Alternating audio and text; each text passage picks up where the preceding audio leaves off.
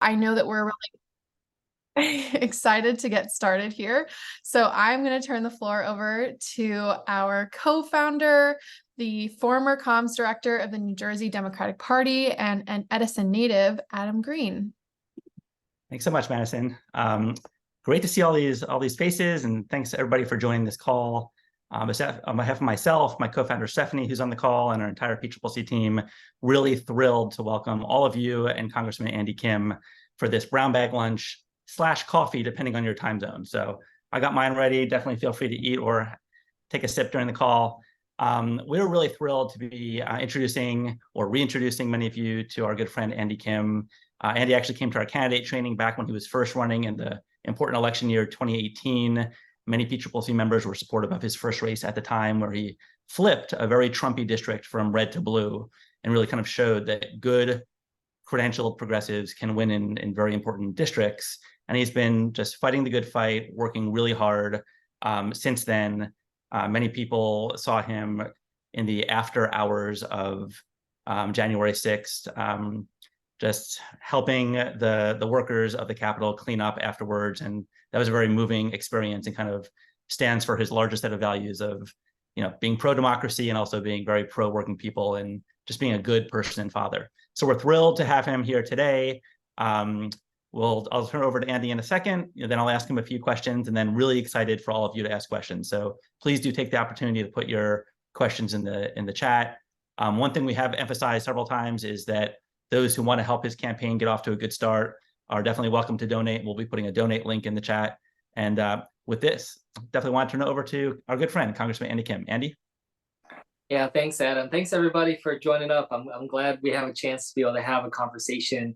I'm really been excited about all the energy that's been surrounding this campaign just for the last couple days. Honestly, it's only been around for about 10 days or so, but just a tremendous amount of energy. For those that don't know me, as Adam mentioned, I'm the congressman of the 3rd District in New Jersey. This district is where I grew up. I did my whole K through 12 in the public school system of this congressional district. I now have a 1st grader and 3rd grader, 2 little boys that are coming up through the system as well in the public schools. This is my home, and that's why I stepped in. I first ran in 2017, 2018, because the congressman of this district, Republican congressman, was the lead author of the healthcare repeal bill, came up with the amendment that gutted pre-existing condition protections to get that bill passed. So I know many of you probably remember that in 2017. It spurred a lot of us action. And I remember when he announced that he was putting that amendment forward, that was what allowed the Freedom Caucus to get behind it and pass it in the House. I ended up sending out a tweet the day after saying that I was considering challenging him. I had only probably 21 Twitter followers at that time. It was actually my very first tweet I ever sent, but I felt compelled to do something. He was my congressman, and I disagreed with what he did vehemently, and I wanted to hold him accountable. I wanted to give the people of my district and my home community a better choice. I am someone who worked in public service my whole career. I was, before this, in diplomacy and national security. So not necessarily from the political space, but very much from that heart of service. I mentioned that to you because I feel something very similar now. When the news came out a week and a half ago about Senator Menendez, I felt that same feeling in my heart that I had to do something. This was not, the previous issue was with my congressman. Now it is with my senator, the senator that represents me, my family in the United States Senate. And I just felt like I was compelled to step up and do whatever I could. I was the first in New Jersey to call for him to step down. I'm grateful for the governor and others also doing so. But then he said that Friday night, 5 words that really just changed it all for me. He said, I am not going anywhere. And when he said that, it felt like to me he was saying that he owns this seat, that is his. And I just fundamentally disagree. I feel very strongly that we need to always remember that we have to approach politics with a sense of humility. That I work a job whose job description is in the Constitution of the United States. So does he. It is not our seat. It is the people's seat. And I wanted to give the people of New Jersey a choice. So I stepped up, launched this campaign. Again, not something I planned. In fact, that Saturday I launched was my kid's 8th birthday. I was building Star Wars Legos with him when I had to tell him I needed to step out. I asked his permission to step out so I could send a tweet that announced my candidacy. And I'll just tell you, we've gotten an unbelievable response since, and I'm really proud of it. We raised about $1 million in the first week of this campaign. People all over New Jersey, all over the country, stepping up to help out.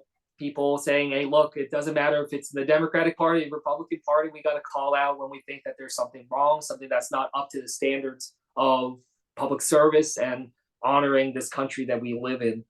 We're getting a lot of great continued momentum. There's a poll that came out today showed that I am able to have a substantial lead over the senator as well as other potential competitors that might get in. But as of now, I'm the only major candidate against Senator Menendez. And as he has said over and over again, he's not going anywhere. He said that he's not stepping down. So I want to make sure that next June, the people of Jersey have a choice.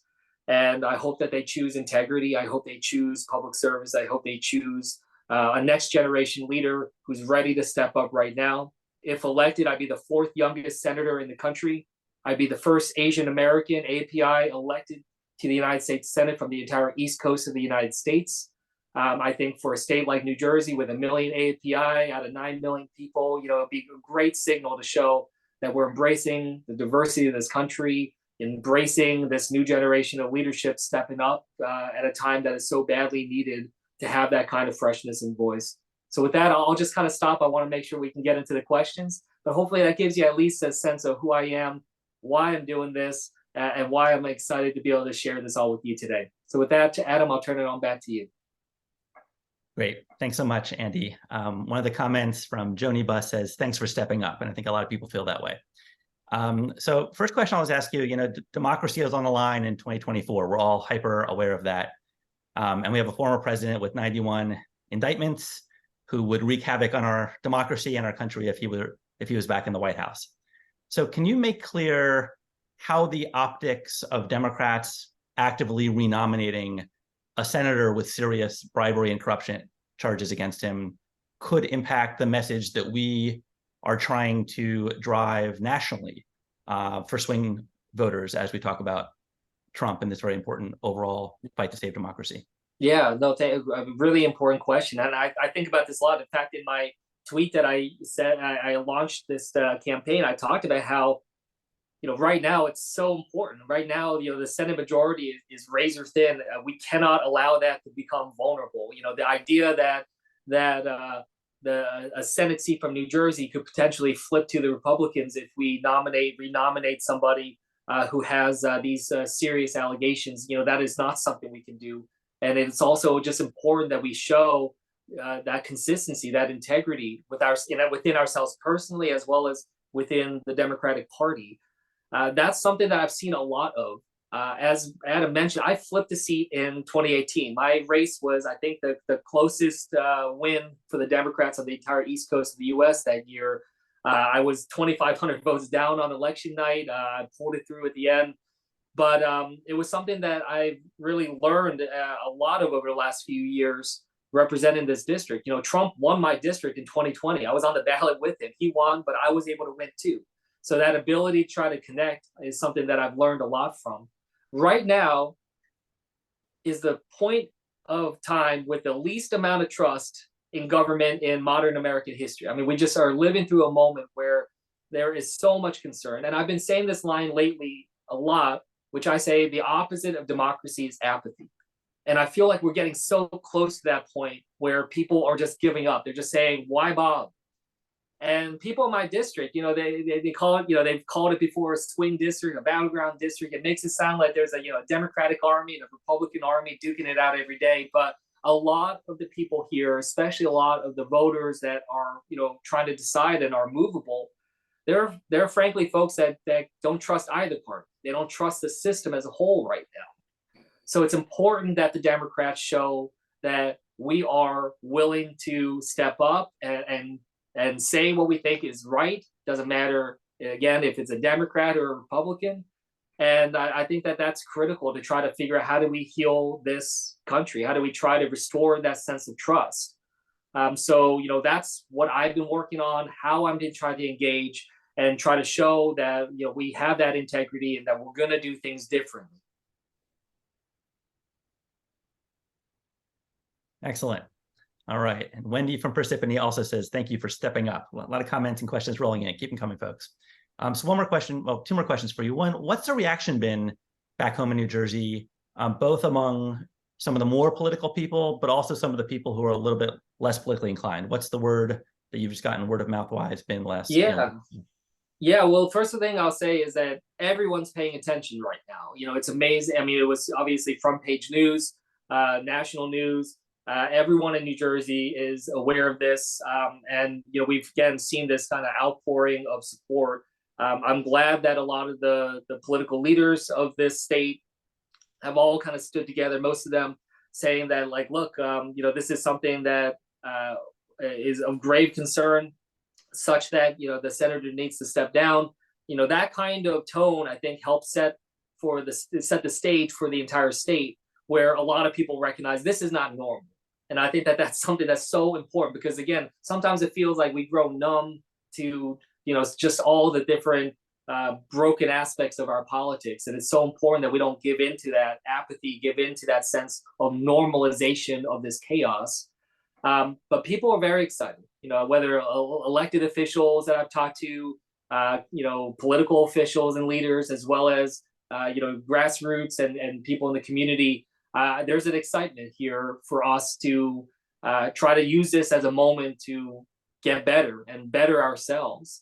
And that's something that has been really heartening to see, and has been really encouraging. As mentioned, there was a poll that came out today showing just the energy in the Democratic Party for the primary, saying that, look, we support Andy. This is something that was really important for our state. So I've been really excited about that.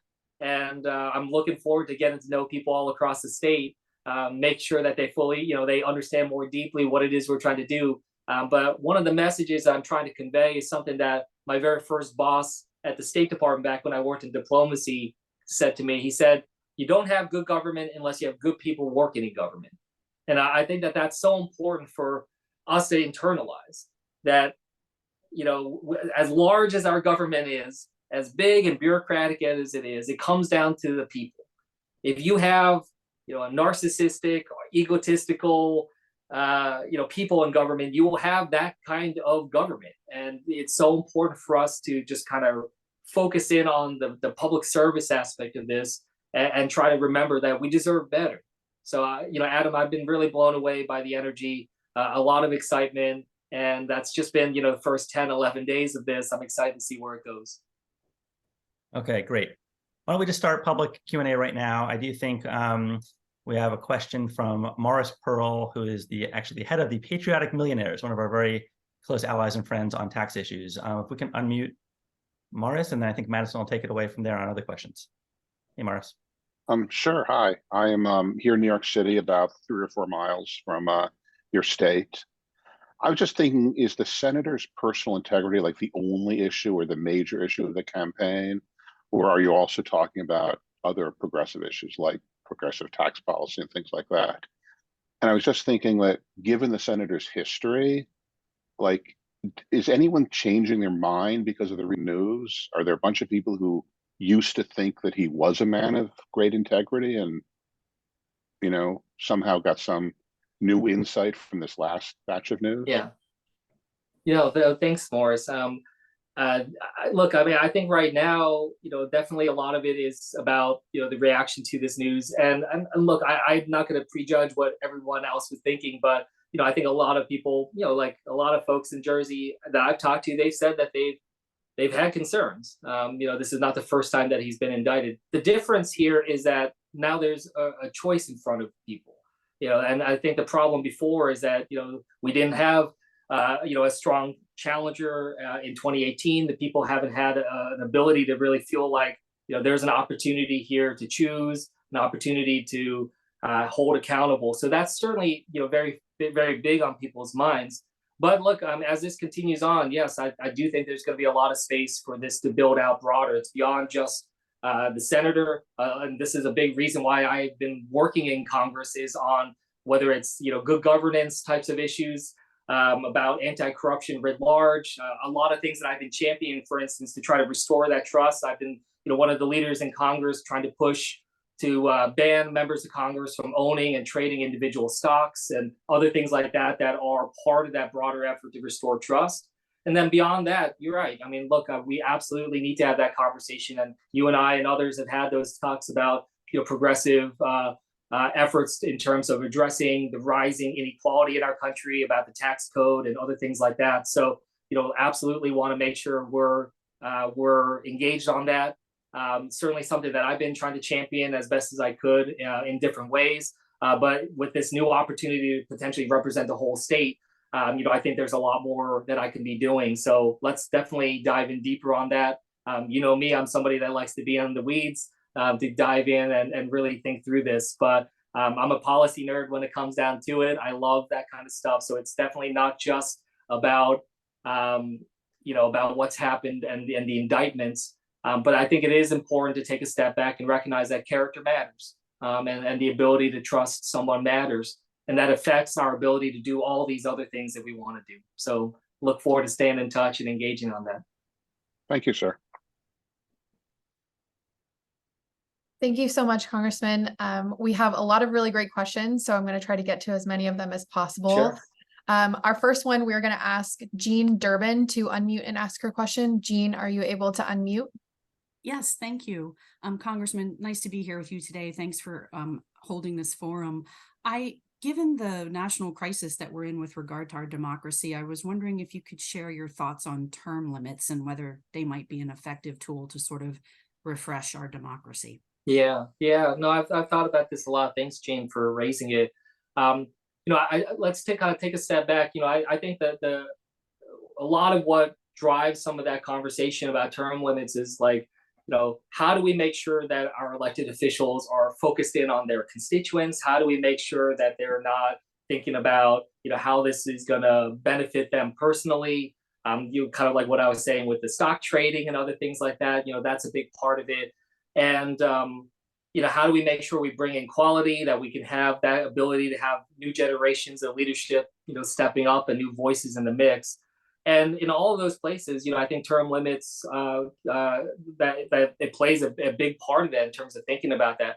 I will say, I don't think term limits alone can necessarily solve these problems. And, I'm open to the idea, but I would want to see it kind of paired with, very strong like campaign finance reform, very strong like ethics reform, very, ending gerrymandering. Like, I don't want to just have this like faster output of people who are like in it for themselves or for special interests. There's like the idea is that we're trying to raise the quality of the people that we get and make sure that they're staying engaged. So, I'm open to the idea. And honestly, we've had bipartisan conversations in Congress. There are people on both sides of the aisle that we've talked to about this.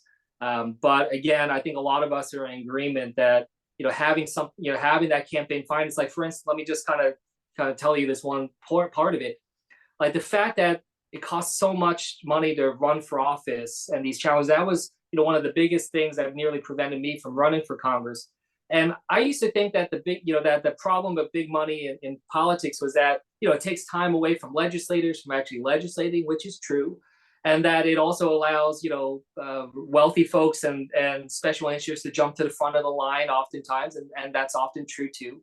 But the third thing that really hit me going through the process of running is that the big money in politics, it fundamentally affects the kind of people that step up to run in the first place. Like you don't feel like you can run unless you got multi-million dollars in your bank account, or if you have a Rolodex of rich people that So like that's the kind of stuff we need to change. If we don't change that, but only the term limits, then you'll just continue to have very wealthy folks and people that are often out of touch just coming through at a faster clip. So, but I agree with you. I think that's definitely something we should take seriously. Awesome. Thank you so much, Jean, for asking that question. And thank you so much, Congressman Kim, for answering. We're going to go to a reporter question before we go back to some member questions. Jen Bendery from Huffington Post. Jen, are you able to ask your question? Yes. Hi. Hi, Jen. Hi, guys. Congressman, I don't know if you remember, but I wrote about you years ago when I wrote First a big running, piece right? about when you were first running, and you were one of many Obama era people running, and we were trying to see how many of you guys won. So you did. Congrats.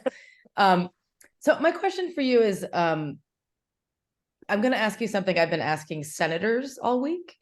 Have you ever Googled how much is a kilo of gold worth?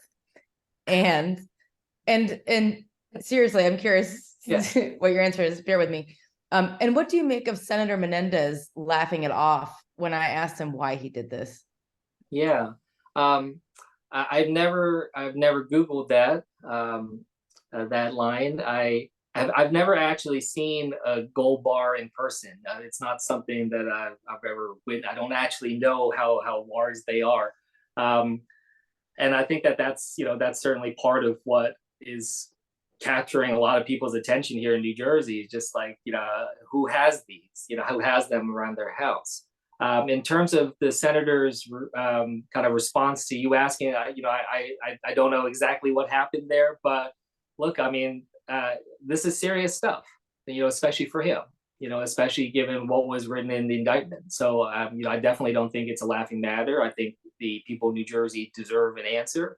But the fact that that is even in our lexicon right now, and the fact that, that is something that that has been Googled, that people have to think about, just shows just how out of touch this whole situation is, and why it is that it's gripping so many people in New Jersey trying to figure out, what exactly happened. So, certainly need the answers to all of this. But thanks for your question, Jen. Thanks, Jen. Okay, so we have a lot of questions that are asking a similar thing, so I'm going to kind of combine them. So if you asked something of this variety, know that we're asking this for you.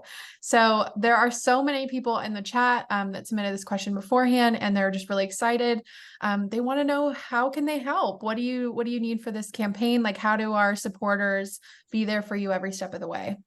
Yeah, well, look, I appreciate that people are excited, and I hope people recognize that this is not just about New Jersey, in terms of how we stand up to this, how we respond to what happens.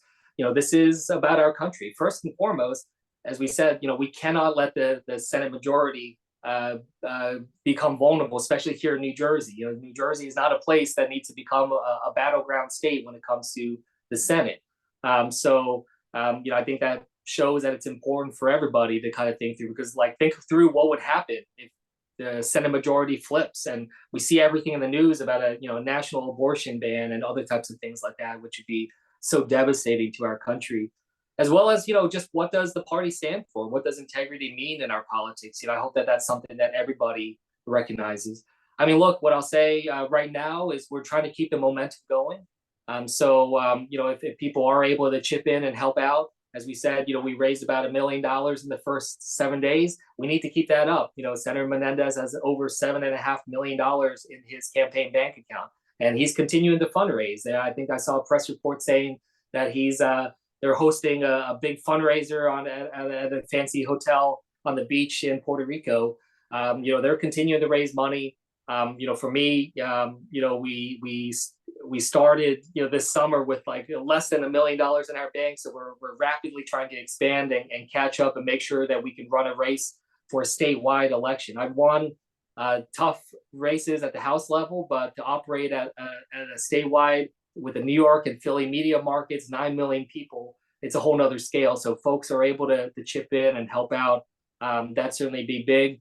Beyond that, spreading the word, especially amongst folks in Jersey, but also just, making sure that we're spreading the word, helping people understand, what's at stake here writ large, I think is great. And, hopefully, we'll have a chance to work more closely with the PCCC and your engagement with them. I mean, they have been doing this stuff for a long time. And as mentioned, when I was, had no idea what I was doing, trying to run a congressional race back in 2017. It was the PCCC that was able to provide some training, provide some capacity to get off the ground. So I'm just always really grateful for that. But so supporting PCCC and that's the kind of stuff that helps lift up candidates like myself and others around the country. So you're doing a lot of what you're doing.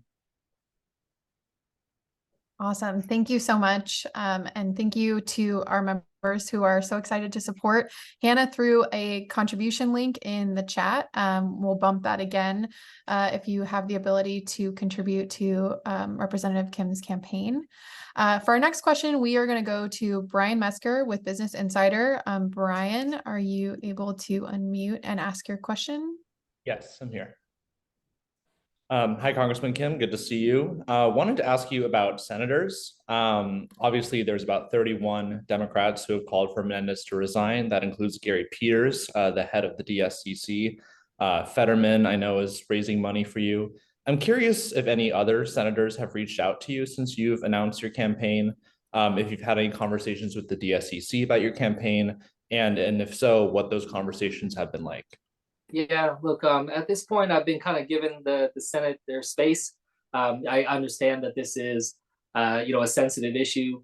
I've certainly, reached out and just said, happy to talk when available. But I want to make sure that that they, they kind of think through how best to navigate. So I'm not pushing on that. I'm not trying to get in front of them right now. They're aware of what I'm doing, and I'm going to just continue to do what I do best in terms of just raising up the resources, such that when we have those conversations at the appropriate time, that that they can see the strength of what we're doing. But like I said, I respect a lot of my colleagues on the other side of the Capitol building. I want to make sure that they have the space to think through this, because I understand that they're thinking through a lot of things that are just more complicated than what I have to think through in terms of my own side. So that's kind of where things stand right now. Thank you so much, Brian, and thank you, Congressman Kim. So we're going to go next to Alicia Lerman. Alicia, are you able to unmute and ask your question? Yes, good afternoon, and thanks so much for putting this together. I'm from Lambertville, CD7. I'm with Indivisible Lambertville New Hope. The question I had is, how would you engage with the Latinx community? That's one of the concerns that Senator Menendez has, that large constituency, and how do you think you'd be able to engage them and get them to vote for you rather than supporting him?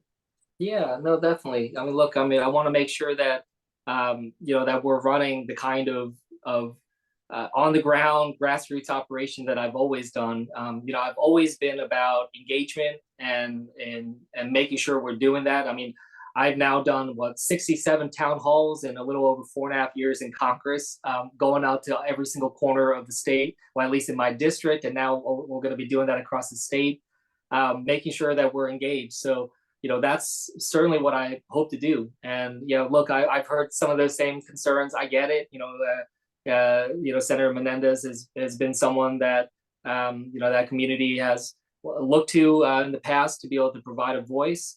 And I just, I hope that they can continue to see that I would be somebody that can still raise those types of issues, someone who, can try to approach this with a lot of empathy, recognizing that, I don't fully know all the ins and outs, but it's something that I can learn and something that I've been champion of in the House of Representatives. And that, look, a lot of the different minority communities around New Jersey, that this is an opportunity for us to kind of show that we are not going to be divided by that. We have an ability to recognize our commonalities. The API community, as I mentioned, is very excited about this prospect, and I certainly would not want to see different minority communities kind of pegged against each other in that kind of way. So what I just find is that face-to-face, on-the-ground engagement is what I've always been best at, and that's what I hope to do. I've had a lot of good conversations already with different leaders throughout the community. Hope to be able to continue that and build on that. Awesome. And I want to shout out that Alicia actually donated during this call. So thank you, Alicia. And thank you to all of you guys for chipping in. And I look forward to coming out to the Lambertville area and whatnot. So let's make sure we follow up and so we can get in touch with your group and start rolling up our sleeves together. Awesome. We are moving through these questions so well. Thank you guys for helping out here. If you have any other questions, please just throw them in the chat. In the meantime, I'm going to ask a question that came in through I think this was a pre-submitted as well. Rashida Samson Jefferson from Montclair, New Jersey asked, what do you want to see done for New Jersey residents, particularly the senior population? They have a strong voting bloc in Montclair. Yeah, no, look, I mean, that's something that has been really important. I mean, my congressional district as well, especially my older district, with Ocean County, just a tremendous number of senior communities along the Jersey Shore. I've gotten to know and hear a lot of their concerns. It's one of the biggest things that I've been leading on, for instance, has been about lowering prescription drug costs. That's something that I know, with the PCCC and others has been on the radar and a top priority for a long time. This was something I remember in town halls and engagements. I would hear from seniors that are talking about how, sorry, I think it's okay. I wasn't sure someone was asking a question. With seniors telling me that, that they're paying $400, $500, sometimes more out of pocket every single month for their prescription drug costs. I mean, just absolutely ridiculous that we're talking about, 5,000-6,000 plus a year. And these are seniors on fixed incomes. So because of that, I worked to try to put in place legislation that would try to provide some relief on that front. And I wrote, along with some colleagues of mine, a piece of legislation that we got into the Inflation Reduction Act that capped out-of-pocket costs for seniors when it comes to prescription drugs at $2,000 a year, so $166 a month. So many of you probably heard of that piece of legislation. It was one of the biggest components of it, along with the insulin cap, when it comes to allowing Medicare to be able to negotiate as well as setting these caps. That was my piece of legislation, and I'm proud of it. That we're able to put that cap, and try to make sure that, and that's for, any prescription drugs that are needed, that we can cap that off for seniors. Look, it's still a lot of money, and it's still way too much for a lot of folks. So we want to make sure that we try to address that and continue to provide relief, but at least it provides some sense of a ceiling, some sense of stability, to try to offset some of the huge, significant problems that we have in there. So that kind of issue about out-of-pocket costs, about trying to, make sure that we're making the changes to Social Security that is needed, things like that are the top issues that I hear about from seniors and some of the biggest things that I've been working on. Awesome. Thank you so much. And thank you to everybody that has submitted questions. This has been really great. I'm going to turn it over for one last question back to Adam. But thank you so much, Congressman Kim, and thank you to all of the reporters and the members that submitted their questions both before and during the call. Yeah, absolutely. Some really great questions from folks. Thank you, everybody, for joining. I do want to read a couple comments that I just saw in the chat. Robert from New Jersey says, thank you for stepping up. I had voted for Senator Menendez before. I held my nose and voted for him because of his Republican opponents who were unacceptable. And then he sent a follow-up message saying he wanted to donate now. So thank you, Bob, and thank you to everybody who has that impulse. Larry Hirsch says, this Jerseyite has changed his mind based on recent news. So I think you're winning a lot of converts. And Keith from our digital side informs me that over the last several races, since he first ran in 2018, PCCC members have donated $92,806.94. 14,903 folks, and that was as of a few minutes ago. So I think we're bumping that up. Hopefully we hit $100,000 soon, but it really means a lot. Every grassroots donation counts. So Andy, I'm just gonna ask you one more question. This kind of hints at what Morris asked in the very beginning.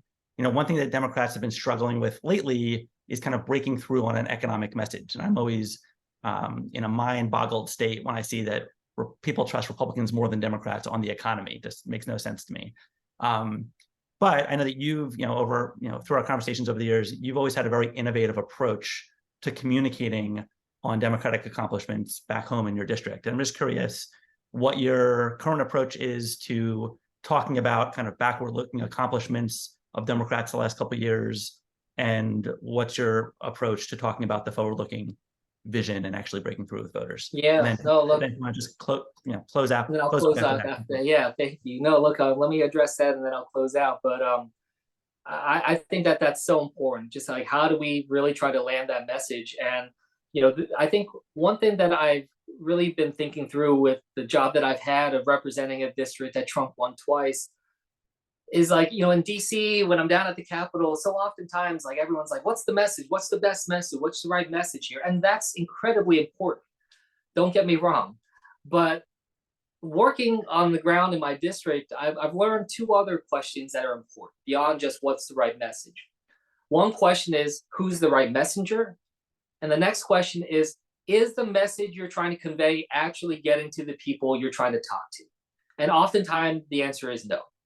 The vast majority of people in my congressional district, they're not following, Chuck Schumer or Hakeem Jeffries on Twitter or whatever the app is called, X now. They're not always kind of following, that kind of sense. So understanding like, how are people getting their information? How are we able to kind of break through? That's been a huge part of the work that I've been doing. And that kind of strategic approach, I think, is what allowed us to be very successful in conveying that. When it comes to, an economic message, I think that there's sort of two angles that I've found very successful in terms of talking about it very personally. One is about the family and the sort of the idea of just, me being able to share about the concerns that I have about my own kids, about what kind of future they're going to grow up in, what kind of stability I can try to provide. And that word stability is one that just keeps coming up in so many conversations that I have with people, especially movable voters. The other aspect of this that I find really interesting is that a lot of people, when it comes to, for instance, clean energy and other issues like that, there will be some people that react to that in a political way. But when I talk about like, how do we invest in a way, how do we invest in innovation? How do we make sure that the United States has the strongest economy going forward, that we can continue to be the economic driver for the world, that we can be at the cutting edge of innovation? That's something that people can get behind, including getting behind, being the innovators of the energy of the future. And so talking about it in different ways, trying to link it to this, kind of goal of both stability as well as, American economic strength. The CHIPS and Science Act, for instance, being able to talk about how in a bipartisan way, we're investing in ourselves. We're trying to do this in a way that's going to allow us to be able to better compete globally. Talking about the Inflation Reduction Act in that kind of same vein, and when the infrastructure law in that same vein of like investing in ourselves, that this is going to be something that's going to really pay off. I found that to be the most successful way to be able to talk about some of this economic messaging in a way that people can understand. So, I mean, look, it's complicated. I'm not going to say there's a one size fits all, but in terms of my own experiences, that's been one of it. And look, just kind of to step back, just again, thank you for giving me an opportunity to talk to you all, share with you what's on my mind. This has been a whirlwind. This is definitely not something I thought I was going to be doing about 10, 11 days ago. But, just I feel it in my heart that it's the right thing to do, that this is my way of trying to be a good dad and trying to make sure that my kids grow up with the kind of stability that I want. I don't want my kids, my first grader, my third grader, to grow up in a broken America. I don't want them to grow up with just this deep level of instability and chaos. I want to give them something more. And I think that that's really what drives me. So between that and just my deep love of public service, I'm grateful to have had a chance to serve my whole career so far. I can think of nothing else I would rather do than continue to serve this country for the rest of my life. And hopefully I'll be able to do that by representing my state that has given me so much opportunity and has given me such a great home to be able to raise my kids. So let's get out there. Thank you for those who chipped in and those who listened to me and to the PCCC. Adam, thank you for hosting this. It means a lot. So I hope to be able to have a chance to work with you all more and be able to get the word out and be able to win this thing next June. So thanks, everybody. Thank you, Andy. Really well put. Again, on behalf of myself, my co-founder Stephanie, the PCCC team, thank you everybody for joining us. And we're gonna leave with a tradition that we like to do on our Zooms. We're gonna actually unmute everybody for a second so that everybody could say thank you and goodbye to Andy Kim. So maybe on a count of three. 1, 2, 3. Bye. Thank you. Bye. So much. Thank you. Very Thank you. informative. Progressive. Let's continue this. It's a Thank webinar you. that I We need Thank more you. of About that. until just now. We need more This of time that. was giving Thank an you so much. encouragement. Thank you too, Mr. Take Green. care. We need more of this. Okay. Yes, I Yeah, couldn't agree we more. do. More. Thank you. Thanks, everyone. Thank you.